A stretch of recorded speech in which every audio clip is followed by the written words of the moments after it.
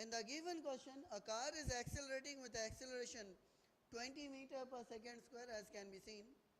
A box of mass 10 kg is placed inside the car.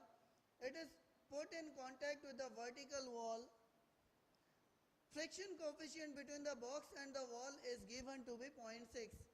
Now we need to find acceleration of the blocks, the frictional force on the block, the contact force between vertical wall and the box, and the net contact force between vertical wall and block. The nature of that force has to be found.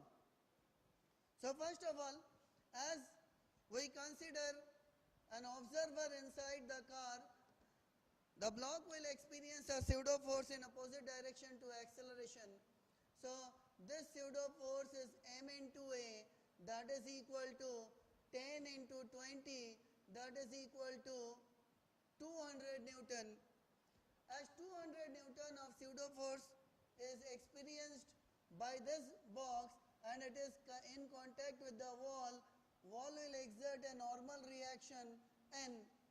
And as the box is not allowed to move through the wall, normal reaction is equal to 200 Newton. And as normal reaction is 200 Newton, the limiting friction between box and wall is mu1, that is 0.6 into 200 Newton or 120 Newton. But here the weight of the box is 10 g, that is equal to 100 Newton. And as we already know, static friction is always less than equal to limiting friction, and the static friction is equal to the external force. As external force on the block is 100 Newton, frictional force here is also 100 Newton. So frictional force on the box is 100 Newton. The box is accelerating with the car with the same acceleration 20 meter per second square. Now the contact force between the box and the wall, this can be obtained.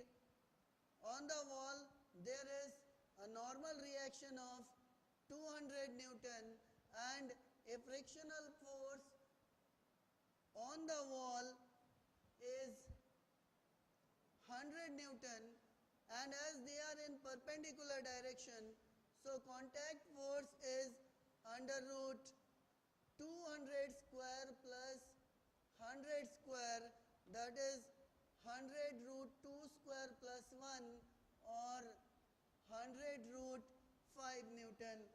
This is the contact force between wall and box. And as we already know, frictional force arises because of electromagnetic interaction between the surfaces in contact. So the nature of the force is electromagnetic. And as it can be seen that all options A, B, C and D are correct.